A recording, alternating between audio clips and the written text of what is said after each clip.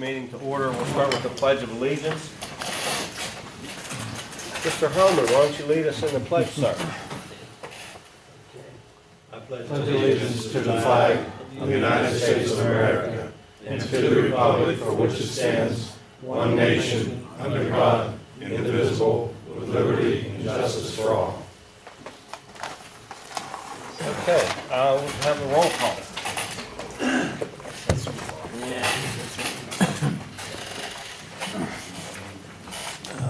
Councilman Ballas. Here. Councilman Shields. Here. Councilman Votadian. Here. Councilman Brennan. Here. Councilman Foss. Here. Councilman Ingalls. Here. President Lloyd. Present. Okay, we're going to move directly into a presentation by RDM. This is the second part of two on a study done on efficiency of the borough, and I'll turn it over to RDM. Thanks, Dan. As we told you the last one, we did the first three steps, and tonight we're here to report on the last three steps. And we kind of have a slide presentation, and then we would open it up to questions and answers. Questions from anybody that has any. Just to recap.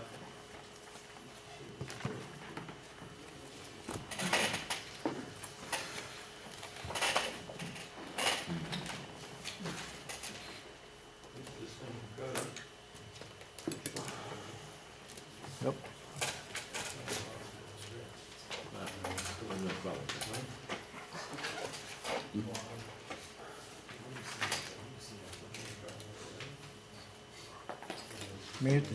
The bar on the bottom, George? Yeah. The two bars on the bottom? Yeah, that's it. Can that be it?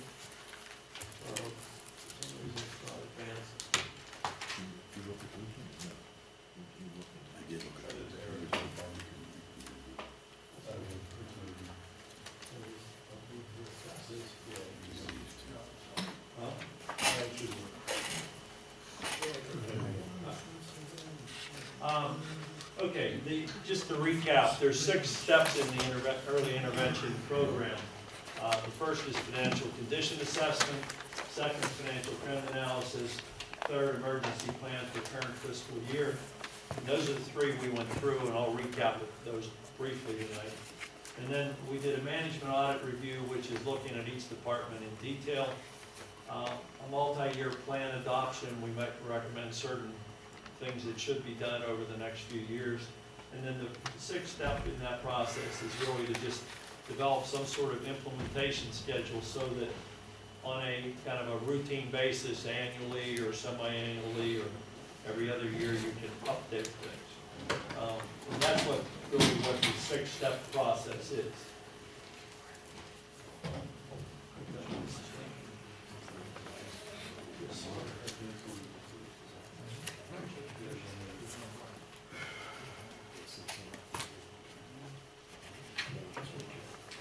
Just to review what we found through the first 3 steps.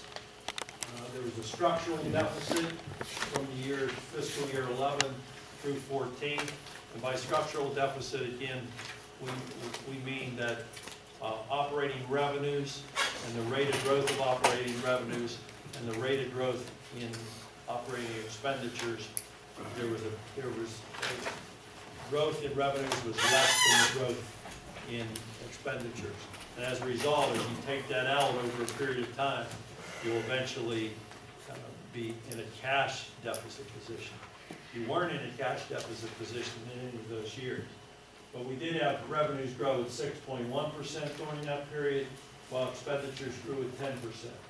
And again, we did have surpluses, cash surpluses, but again, as 10% in expenditures with 6% growth in revenues, that point out there, they cross and you start getting cash deficits.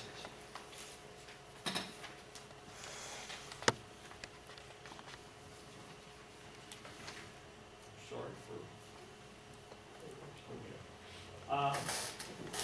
Now that revenue growth that you had, that 6%, was despite not having the full effect, full impact of RAD, when RAD did not give you the full amount because of not having an audit done. And it was also, the deficit resulted in depleting revenues. What's going on here with this machine? It's your computer problem. Not me. We're trying to stay under budget. I just brought a stick. I forgot to put in one of our recommendations. You have an antiquated Yeah, we know computer. that.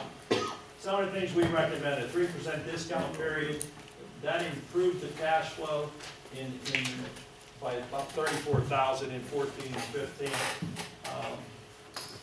But it led to a substantial loss. You lost about $34,000 in both of those years. The borough's crisis stemmed from management, administrative concerns, adjustments in current practice, especially in police and public works, we thought could have a sizable impact on future budgets.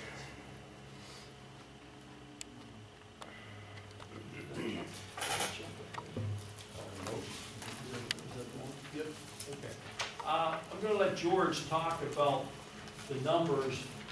This shows without the enhancements, and then we're going to have a slide that shows you with some of the recommended enhancements. I think once you see those, you'll see what impact some of those could have. Yeah, so in our previous presentation, in our previous report, one of the things that we were able to identify are some of the problems or concerns. Again, that structural deficit, the fact that expenditures were growing faster than revenues. And in fact, when we projected that out, by 2016, the borough was expected to run an actual annual deficit, meaning that it spent more than it took in revenues. That was going to continue in 2017 without any changes in the financial structure of the borough, and then you would return to an annual surplus again in 2018 when the TIF rolls off of the waterfront. However, our analysis showed that over that period, so from 2016, 2017, 2018, even returning to the positive side by 2018, the net effect was going to be a $10,000 cumulative deficit over that period of time. And so, and in fact, had we projected past 2018 into 2019 and 2020, what we likely would have seen was that expenditures would even overcome the additional revenue coming from the waterfront, from getting the full value of the property taxes there. And so what we did was we recommended a couple of enhancements, and I was actually quite pleased to hear that there are a number of things that will likely be included in this budget, in the 2016 budget. And so some of those things included canceling the 3% real estate discount, which we estimated cost about $34,000. $34,000 more than entering into a traditional TIF program. And so it got you the money earlier, absolutely, but now that you've got the relationship and have with the financial community, have shown that you can not only take the TIF, but pay it back in a timely manner. So that would be an additional $34,000 in revenue. Adjusted fees, so we looked at some kind of recommendations on just reviewing fees on an annual basis, setting goals so that you have an idea ahead of time how much of the cost of services you want to recoup. Is it 100%? Is it 75%? Things of that sort. We suggested that there be an attempt to renegotiate the delinquent collections contract that you have with legal tax. We know that from a formal standpoint, you're bound by the current contract for another couple of years. However, still think it'd be a healthy exercise to go to them and negotiate something that's closer to market rates for now. All right, and so I think the original contract was negotiated over 10 years ago. And it's nothing like what legal tax provides to communities, even some of your neighboring communities in terms of the fee structure. So that would be worth about $25,000. When we looked at the proposals that Legal Tax has given to other communities near here, we thought that was a reasonable estimate in reduction of expenditures. All right. Some other changes in terms of delinquent garbage collection and that into the turnkey program, a couple $1,000s there. The proposal that we gave for vacant property registration and so forth. Outsource abandoned property cutting is expected to save the borough about $15,000. Okay, yeah, yeah, sorry about that. Would actually would cost the municipality about $15,000. However, it would free up resources for other uses. And then a couple of other things. The big ticket items are down at the bottom. They have to do with garbage pickup. Discontinue annual garbage discount, so the early pay discount. So having everybody pay $220 a year. So I guess there were 2,950 or 590 people who took advantage of that early discount period. And the net result of that was about $103,600 in loss of revenues or foregoing revenue for the borough. So doing away with that will net an additional $103,000. And then renegotiating the garbage discount with the co-op is expected to bring in an additional $10,000 in revenue. Now,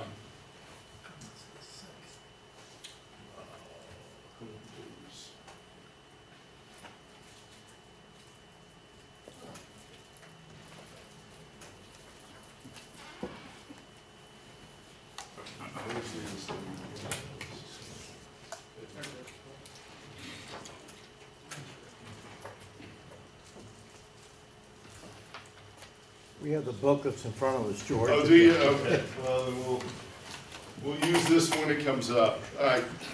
If you look at the forecasts with the changes that we recommended,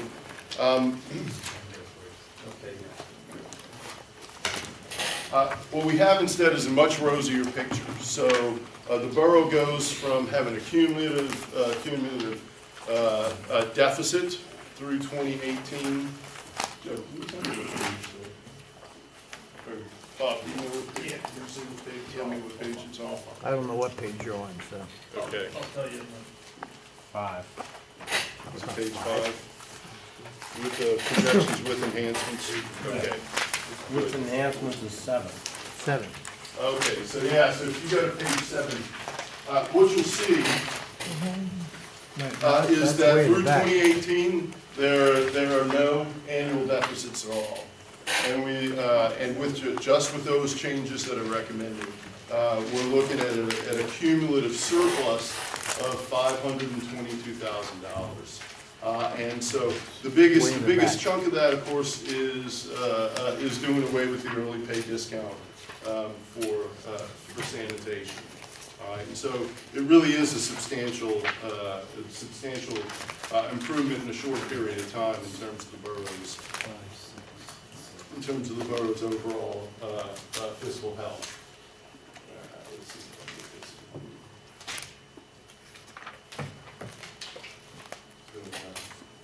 All right.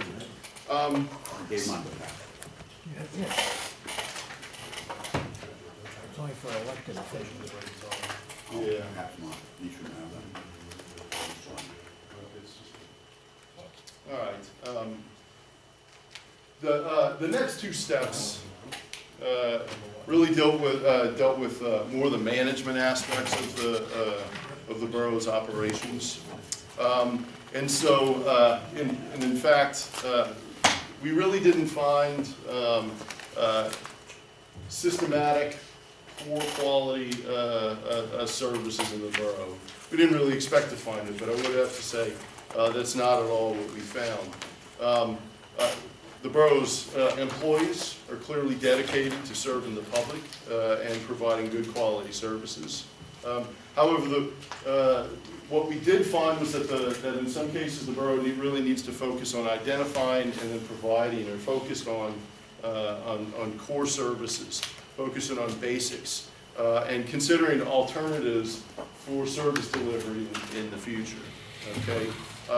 A key area is that the borough needs to continue to focus on improving its management and some systems that could be in place. We're largely talking about tweaks to things that are in process now or continuing to improve based on improvement efforts in the past. One thing that we did find across all the departments is that staffing levels are within acceptable limits, and so our police consultant came in, looked at police services in the borough from a number of different angles, and essentially what he found was a department that is good at protecting both and solving both Part 1 and Part 2 crimes, and a patrol structure or a number of patrolmen that fits with what the borough needs. Okay, the official numbers would have identified maybe 1 or 2 fewer patrolmen, but the fact is that the police department does a good job in solving crime and keeping the community safe. And so I think that's that's an example of kind of the type of analysis and the type of look we took at all the departments. And we didn't find, we've been in some communities where overstaffing was rampant across all departments, and that was not the case. So we've identified 4 key strategic initiatives for the next 5 years. One is to improve and control cost of sanitation services. John spent a lot of time presenting about that during our first presentation, and he'll talk a little bit more about that tonight. Improve management and fiscal practices, which are some of the things that we've already talked about, but essentially move into the next stage where we're identifying key practices, key goals, and standards of performance. One issue that public agencies deal with, or public organizations deal with all the time, is this question of, well, how do you know if you've done well enough? Or how do you know what a good job looks like? And part of that is determined by the community itself. And so a lot of what we recommend is for department heads and for council and the manager to sit down and identify exactly, a little more specifically, or a lot more specifically in some cases, what the goals are and what we're going to identify as acceptable or exemplary performance. So improve management and fiscal practices. Intergovernmental service delivery. One interesting and nice thing about this engagement has been our ability to talk to and get positive feedback from some of the surrounding municipalities. And to begin discussions about the possibility of shared services or of Munhall actually providing services to some of the other municipalities. And then finally we talk about some legislative changes that we think through Boroughs Association, through your relationships with other elected officials, that would be beneficial to local government in general in the Commonwealth. All right, so I'll try to build off a little bit about what George said and add a little context to some of the report that you have in front of you tonight. The section is titled Strategic Initiative 1, and recall that we have what I'll call a longer-term goal of privatizing solid waste collection. So if you look at your report, there's a little more detail on how we got to that conclusion, but you know, I think what's important to point out is a lot of times when you're talking about privatizing a service, some of the hiccups that get in the way, or collective bargaining agreements, that's probably the largest obstacle. And you know, the borough is fortunate in your most current CBA with the Teamsters. You do have an opportunity there to take a look at solid waste, at outsourcing. And I believe just about a year and a month from today, you have the ability to do so. So, you know, that's gonna come really quickly, and I think you need to take some steps to prepare for that if that's the direction you want to go. So I think you need to look at it from two perspectives. One is, what can you do in the short term to prepare for that long-term goal? And then, you know, consequently, what can you do immediately to start bringing down your costs and not just simply wait for that year to come? And I think there's a number of things you can do. I think, you know, looking to a bid or an outsource that would begin in, well, maybe let's start with what can you do in year 2016 to help bring some of those costs down. Some of the things that we were recommending were to you know, take a good hard look at some of the commercial accounts that you service. You know, we mentioned the co-op. I think there are a handful of other commercial accounts. You know, when we looked at your core services last time, you know, we felt that providing that service to a commercial entity was outside of your core service delivery. So maybe give some thoughts to how you do that. Maybe there's a model where you work towards an outsource strategy in 2017 or beyond, but in the immediate future, you look towards focusing on your residents and not on the commercial entities that you're servicing. Second thing would be to make sure that you're capturing as much revenue as you can out of the solid waste collection.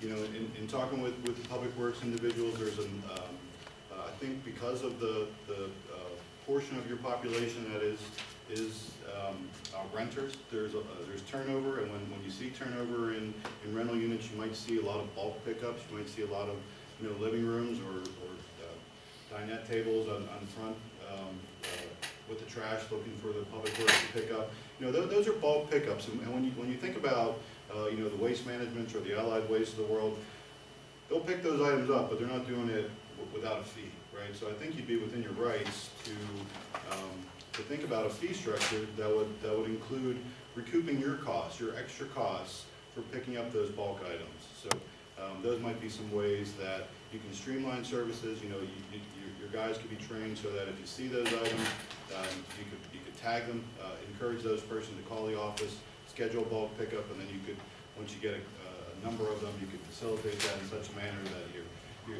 picking them up on a consolidated schedule and just maximizing efficiencies a little more. And then I think as you transition into, you know, the concept of outsourcing or looking to a third party to provide, you might be able to actually compress that per unit number down a little bit by looking at a bid with neighboring communities. We showed you a slide last time of some neighboring communities that do outsource solid waste collection and broke it down to a per household amount of what that they're paying versus what you're paying. And if you look just to your neighbors in Homestead, it's just about half. You guys are under, just about under $250 a household. We looked at Homestead, and the number was about $125 per household. It's a significant savings, and you may be even able to get those numbers down a little further by broadening the number of residents or the number of accounts that could be serviced by a single provider. So think about those kind of discussions with your neighbors. Even if you decide to go it alone, I think you'd be looking at some economies of scale and ways to reduce the fee to your residents. And if you look in your report, we kind of give you some context to that, how we came to that conclusion. Try to add a little bit to why is that? What is it about the private sector that will allow for those costs to go down? So I encourage you to go through that and kind of keep that in mind as you're preparing for the coming year. We do recommend that if you go that route, to not simply throw out an RFP and go with lowest responsible bidder. I think you need to really put some time and effort into hosting a pre-bid conference, to getting all your data together, number of households, try to get as much data as you can on the amount of solid waste from a tonnage perspective that you're collecting, you know, route schedules, all of those kind of things will help, that information will help the bidders give you the best number possible, right? Because if those are unknowns, those companies are going to make some assumptions into how they prepare their bid, and they're going to be conservative on those numbers, and it could result in your fee being slightly higher than it could be if you simply just had that data available. I also think it would behoove you guys to develop your specs yourself, and I know there's probably some temptation to look at a Shaycog or another larger entity that's doing RFPs for solid waste. You know, the problem you have there is when you're talking about an RFP for a bidder that is servicing a wide number of communities, and for good reason. They're going to have some requirements in that contract that are going to make the vendor post, you know, higher bid amounts. They're going to make their or bond amounts, I should say, higher bond amounts. They're going to require, you know, maybe some higher equipment levels that just might not be needed, and those are going to raise costs up more than if you maybe look at those as a model and then figure out what you need to service your community best, might get the best number possible. Okay. And then also, you do have these assets. I think, you know, the equipment that you do have in terms of your trucks and your equipment, those are valuable. They do have, that is an asset, and we do recommend that you spend a little bit of time in trying to liquidate those if you choose to outsource them, and either, you know, look to communities that are performing that service internally. West Mifflin, Monroeville are some of the players in that market, or you know, the private entities might have an interest in it. There's resources out there.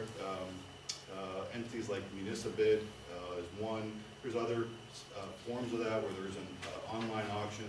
They've all been kind of vetted. They're appropriate for local governments to enter into. There's ways to liquidate those things. You don't simply have to, you know, take pennies on the dollar for it, because they do have a value, and you did put a good amount of money into getting them. I think we're freezing up a little bit there, but the other initiatives that we talk about, and in your handout there, we call them, it's a second initiative, and it builds on what George was saying about internal policies and procedures that can just make everyone a little bit more efficient, right? And now council's role in that would be to set the policy. You know, there's a sample resolution in there. We call it a fiscal performance resolution. And it's really just some standards for you guys to consider and to come to agreement with on things like, you know, what are the processes we're going to go through when we incur debt? How are we going to appropriately budget for investment in our infrastructure? What's an appropriate number of fund balance? These aren't things that you have to meet immediately. They're goals that you strive towards. It could be a multi-year approach for it, but I think it's important that you guys set those policies out for yourselves and then take strides for it every year. And that gives your manager something to strive to when he's going through his budget process. He can set out those long-range goals for himself and his staff and try to accomplish. And in the long run, it'll make everyone a little bit more efficient. We recommend that you work with your department heads and establish some written policies for how services are delivered. Everything from, you know, how you respond to resident complaints to, you know, how individual employees are performing their services. And the idea is twofold. One, it helps the employee focus on how he's supposed to function in his task. It also helps when you do have some transition or some turnover in staff, you have a document in place that is a guide or a resource, that individual, for how to handle things. It standardizes your service, and it helps the manager kind of evaluate how those services are being carried out. And those also are good ways for council as a whole to kind of chime in on what your service level expectations are. We talked about having a policy and procedure manual, whether it's for your finances or for your services, or even for your public works department. Think about on an annual timeline, what services do we provide? I mean, this time of year typically you're preparing for winter maintenance. So you want to have those kind of pre-winter policies in place for how you get your trucks ready, reviewing your routes, making sure that you don't have potholes or other obstacles in the road that would cause damage to your equipment, transitioning into the spring maintenance on your roads, roadside mowing, all of that kind of thing. If you can get in a timeline, and even if things come up, you're not going to stick to it, but it gives you kind of a guide and a basis for how to schedule work, how to order supplies, and I think you'll find benefit a great deal in terms of efficiencies. It also would help to have, you know, a handful or a laundry list of items that your employees could take on, you know, thinking of the public works guys, on those rainy days or when conditions are such that you really can't do much outside. You know, take an inventory of your equipment, do some preventive maintenance on your mowers or your, you know, what have you. So some of that kind of stuff that can be done indoors that just keeps people focused. Training activities that the guys want to take on in a year, certifications that you want your employees to hold. And I think the other recommendation is to develop some clear criteria for evaluating performance for your employees. Those are items that you can have your manager take on. Thinking about doing self-evaluations with your employees, and then having the manager sit down and going through his evaluation model with them, and really giving them a clear understanding of what their expectations are, coming up with goals for the coming year, sharing those goals with council, making sure that you guys are on the same page. Will help things, maybe not from a financial bottom line perspective, but just from an efficiency and effective standpoint, will go a long way. George, I'm going to back out there and let you handle the intergovernmental stuff. I apologize about the PowerPoint. So our third strategic initiative is to develop intergovernmental partnerships for service delivery. All right. So one part of this are kind of, we broke the steps out into who needs to do what, and so I'll go over a little bit of that.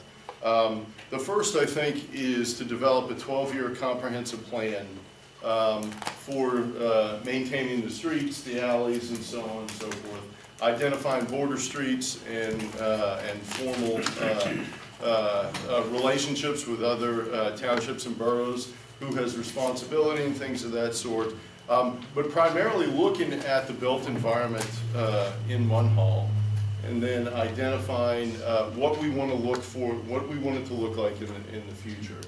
Some of the key principles behind that are making sure that we identify the reasonable expected life of each of the resources that we want to develop, and making sure that those that we plan financially accordingly. All right. The manager needs to make sure that he's out there with other municipalities that have similar concerns, similar issues, particularly neighboring municipalities that need where cooperation can be worked out. And so it is interesting that that the three communities that are all part of the waterfront, just in casual conversations, have really not seen any major barriers to increased or improved cooperation. And so, so seek assistance from county and regional partners, so identifying either through the COG, through Connect, or other groups that can help Munhall bring resources or coordinate resources across municipalities. Some things that we think council should do is, one is designate a person specifically to be a representative to other municipalities.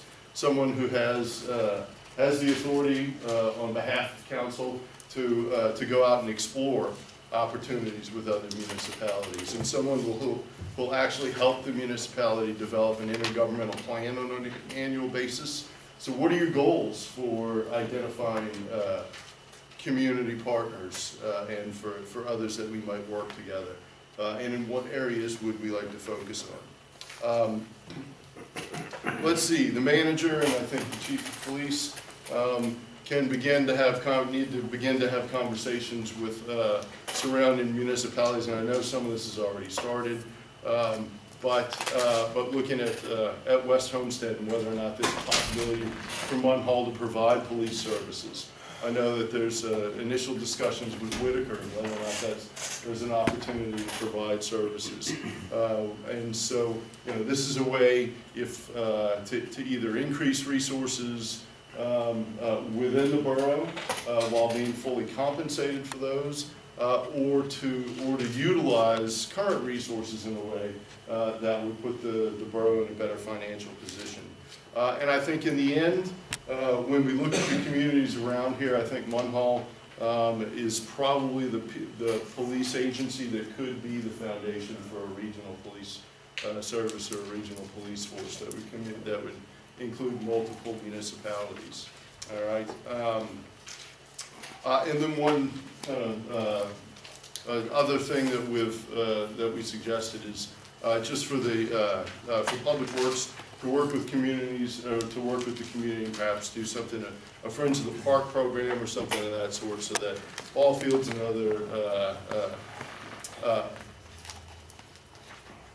other recreation facilities are ready, and all of the maintenance costs are shared with the associations who use it instead of only having full-time staff. All right. Some final things that deal with legislative change, things that could help the municipality out, and in fact help all municipalities. The Commonwealth of Pennsylvania is one of the few, and I think only 3 states nationwide that don't require regular assessment of properties. And what that means is that, we know that Borough of Munhall, which does provide good services to its residents, ends up looking like a more expensive tax community. And so with regular reassessments, all the millage rates would be lower. It'd be a fair assessment program. And the state legislature is not going to move on that until they get enough pressure from local governments to move forward. Support amendments to Act 111, controlling collective bargaining process for police and for fire employees. And this some basic changes in Act 111 that need to come about so that the collective bargaining process goes smoother and is fair for all parties involved. And then finally, identifying ways for communities to be able to negotiate and have a better hand in negotiating with nonprofit entities or tax-exempt properties, nonprofits that hold tax-exempt properties within the municipality. And again, this is something that the pressure has to come from elected officials and local government before the state is willing to act. Now finally, and this is a quick summary of what we put before you in the study, and so we ask that you take time to review it in more detail, but one thing that I tell my students at Pitt all the time is that there's nothing that sucks worse than to write a report that literally goes right on a shelf and is not implemented, not moved forward after that. And so many of the ideas that were presented here are things that we've seen work in other communities. Many of the things are standards for performance in public policy and and in local government. And so, but we also know that life is busy and there's a whole lot of stuff going on in the borough of Munhall. And so what we propose is a number of steps over the next couple of years to begin to implement even more of the policies and procedures. And John mentioned this isn't the kind of stuff that you put together in 6 months and boom, it just happens like that. And so we ask that council appoint a qualified implementation manager, one person who's going to be responsible for shepherding this process going forward, to bringing about changes and making sure that departments are both conscious of it and respond and come up with alternative ideas when things might not work. The responsibility of the implementation manager is to report back to you on a quarterly and an annual basis to identify what kind of progress we've had, what kind of barriers we've run up against, and what are the plans for the near future. I think there needs to be a more formal department heads advisory group, and not just necessarily department heads, but key staff to get together and talk and identify a reasonable rate of change. And then also, we think council should look at a private sector advisory group. And so I'm not one to argue that all things in the world of business should be applied in the world of government, but that doesn't mean that that folks with skills outside of local government can't have unique and good input into the borough. Right. Any questions? On your part or everything? What's that? On your part or the overall? Overall. On the overall, yeah. Well, If I could, we have this on tape, and if the council persons or anyone wants to add comment, if you could just identify yourself so the audience that views this knows who's asking the question or giving the comment. Okay, well, I'll start. Dan Lloyd. Many of the things that you've identified, we've either implemented or we've begun to implement, which is a positive start. We've looked at some of these things, specifically with respect to trash. I was at a meeting the other day, and Homestead, I believe, is going to be going out to bid next year on trash, and we're going to join that effort just to see what the cost would be, both combined with them in West Homestead, you know, as an overall, to try to get some economies of scale, so we have something to compare that to see what we can say. So that's kind of in the works. We've dropped the additional 1% for this year's budget, which 2 years ago was an absolute necessity. Last year was probably not, so that's already been done. So we have been proactive. Now, one of the things in the study that you kind of went quickly over, you know, that item was 0.4% of the budget. So that extra 1% was not a real big number. Now, getting rid of the trash discount, we've done that in this year's budget as well, or we hope to. It's not passed, but it's something that we've certainly begun to try to pass on as a cost. It's a real cost. It's not a fake cost. But when I went through this report, and I just got to see it tonight, and you went through all these police statistics and formulas and numbers on how you determine how many police officers you need staff-wise, you kind of went quickly when you said, well, things are running okay, so you might want to stay overstaffed, because the report, you said we're slightly maybe overstaffed. That's a huge item here, not because we want to lay people off, but because the average, you identified a total cost savings of $166,000 to implement, and we've begun to implement some of those, two of those things. One was the trash, which was $100 grand, and $34,000 in savings. So $134 of $166,000 that you found in your recommendations, we've already done that. But when you got the police and said you might be overstaffed by 1 or 2, realize that that number is bigger than the total amount that you found that we can correct, because the average cost of an officer is probably what, over 100 grand, with benefits at about 20 grand, and an officer making average of 75, you're at 100 grand. So 2 officers over 5 years is $1 million.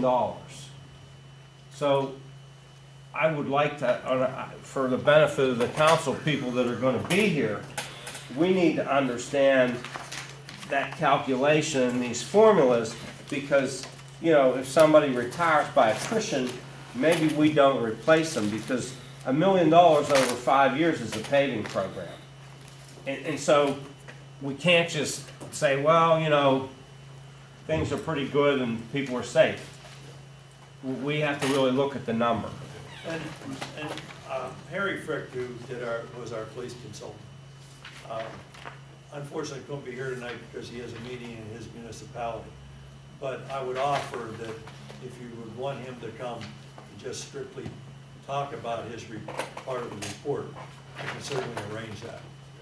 That would be great. With council. Sure, I think that would be good. I mean, that should not be a problem to have him come to a Well, I meeting think to do that's that. important. In a small town, we don't have room to spend an extra 100 grand a year. And I think what Harry was suggesting is that And as George pointed out, the crime statistics and the solving of crime, part one, part two, and the overall operation of the police department, he feels is fairly good. I think he probably is suggesting that maybe that number gets down through attrition over time. But I would certainly defer to Harry on that, and I would like to have him come to just meet with you on that. If I may, Yeah, Chief. I spoke to Harry more than I've spoken to anyone in this room in the last 8 months. If you read his report, there is a recommendation on a formula. Right. His formula is this much. You take into consideration, you don't take, that's just for patrol. You're above that on patrol. If you take out administrative, detective, SRO, DEA, you know what I mean? So you're subtracting from that number. And if you look at those numbers, when I spoke to Harry, chief from Peters Township, was it Frick? Frick, I always frick his name up. You're not alone. He indicated to me that he's been doing these studies for 23 years. He's never done a better one than the one he did for us. The ones that he has done in the past were terrible for the department. He said this is probably the best one he's ever looked at. Our crime rates are higher than most of the other people on there, and our clearance rates are better than most. Now, I'm not being critical, Okay. I'm just saying I wanna understand it I better. mean, that is a good point that the chief makes, Yeah. because Harry did express that to us too, in our meetings with him on, Yeah. and we've used Harry in a number of cases, and that is quite true, that we've seen a lot more scathing reports from Harry on. I think overall the departments report for the than on police this. department here is good. Sure. It's an above average Yeah. grade for the department. But that's, you know, staffing's another issue, but I do get the point about if somebody's working on the task force, he's not on patrol here. Correct. And maybe that balances out, but that's why we need him to come here. But I was also really surprised by a number in here for a guy who's been doing this for 30, how many years? 23 is what he related. 23 years. He said, it says, it says it becomes difficult when only 15% of the department's time is spent on crime and 85% is spent providing services to the community in other activities not associated with criminal activity. Where's that number come from? He studied our schedule, he studied our calls. We went over this, I probably, there were about 300 pages of reports with him, statistics. He pulled our stats right off the UCR webpage through the state police. What he's saying is we're able to do more outside of routine patrol and answering calls than mostly everybody else, is what he related to me. And I think that's what he's referring to. I don't have a copy of that, I was not provided one. Mr. Brennan just showed me his. Could he be although I have talking read about it. the school resource officer? That's- School resource That would be part of that officer, 15% and so DEA forth, the DEA. You know, I believe that would be including that 85%. what he referred to in there Would be is that we get more done in that area with less. That's how he related to me. I was not provided a written copy of this. Well, we just report. got them tonight as well. I've read it twice previously. I met Harry for breakfast the one day, and I went out to his department the next day and read it again. And let me just say, so what Harry communicated to me and what he would likely say in almost any case is that, yeah, every police officer has a financial cost to the municipality.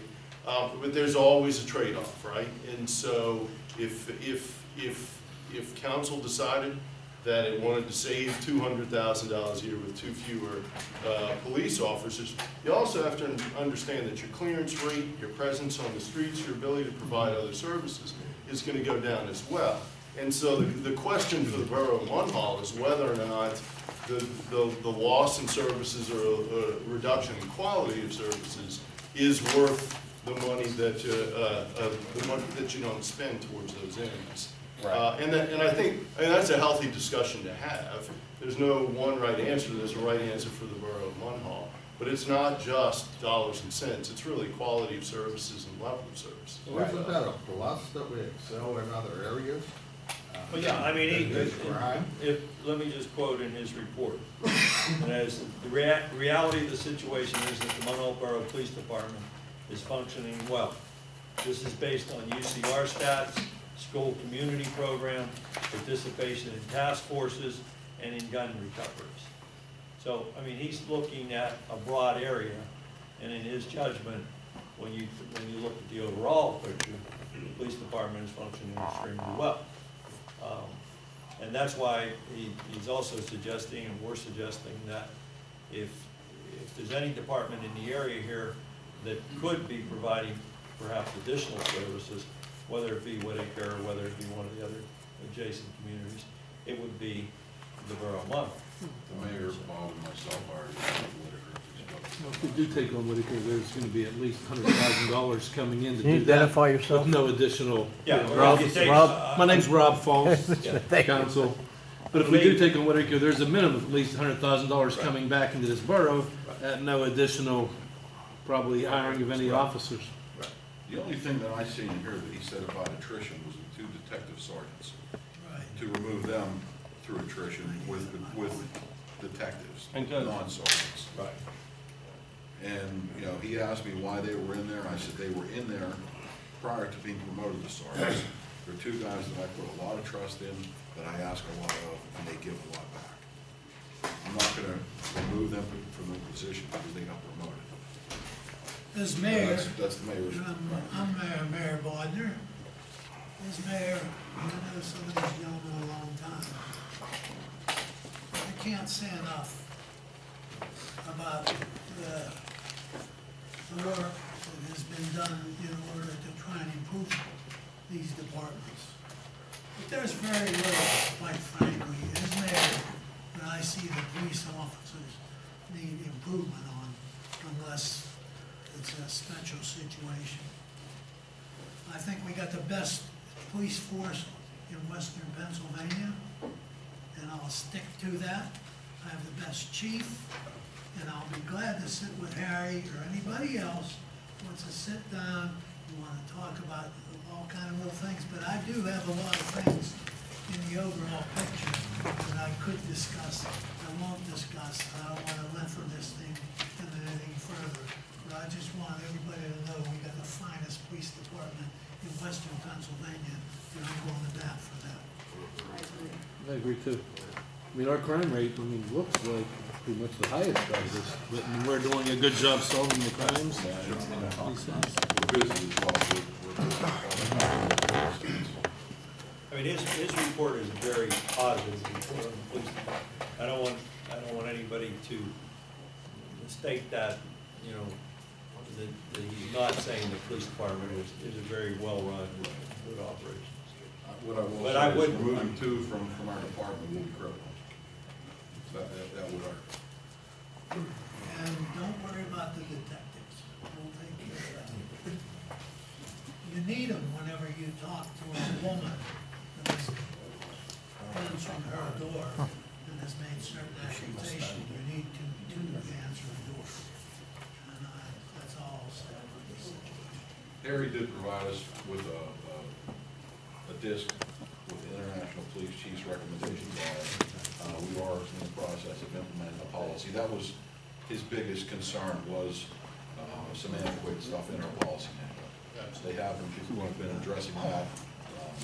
And we're gonna just institute a new manual once we get everything. It's gonna take time. And with everything that's happening in the world around us, It's an ever-changing key to thing. do. That's the policy, is a living Liability and breathing is anything that's Liability learning. It has to standpoint. evolve on a daily basis. As far as Whitaker goes, we've talked to them, we have positive vibes, and Chief is still working up details and statistics to try and make everything work. I see it as a plus for Munhall if we can do it, if we can do it, but we'll wait till we get all the figures. Thank you.